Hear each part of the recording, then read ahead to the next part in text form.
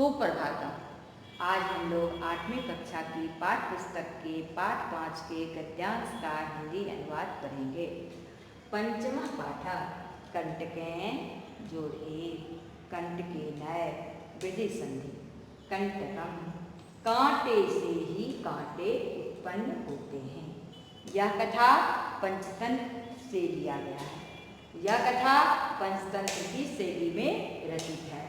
इसमें बताया गया है कि संकट में पड़ने पर भी चतुराई और तत्काल उचित उपाय की सूझ से उससे बचा जा सकता है। अब हम लोग पुस्तक देखें और इसका हिंदी अनुवाद करने का अभ्यास करें। आसीत कश्चित चंचलो नाम व्याधा। चंचल नाम का कोई व्याधा था। पक्षी मृग आदि नाम ग्रहणेन सह स्याम जीविकाम निर्वाहयति स्म। पक्षी मृग आदि को पकड़कर वह अपना गुजारा करता था।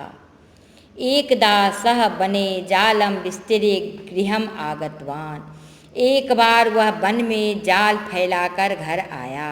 अन्यस्मिन् दिवसे प्रातः काले यदा चंचलः वनं गतवान् तदा सः दृष्टवान् यत् तेन विस्तारिते जाले दौर्भाग्यात् एकः व्याघ्रः बद्धः आसीत्। दूसरे दिन प्रातः काल जब चंचल वन में गया तब उसने देखा कि उसके द्वारा फैलाए गए जाल में दुर्भाग्य से एक बाघ बंधा हुआ था। सो अचिंत्यत उसने सोचा, व्याघ्र माम खादिष्यति, बाघ मुझको खाएगा, अतः पलायनम करणीयम, इसलिए पलायन करना चाहिए, भागना चाहिए।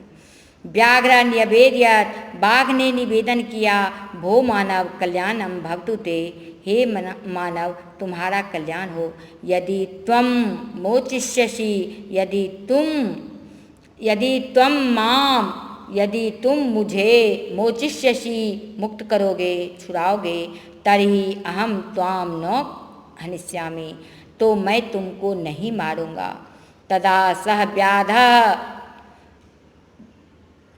व्याघ्रम जालात वही निरसार्यत, तब वह व्याधा बाघ को जाल से बाहर निकाला। व्याघ्र क्लांतः आसीत, बाघ थका हुआ था। सो अवदत्, भो मानव, वह बोला, हे मनुष्य, पिपासुः अहम, मैं प्यासा हूँ।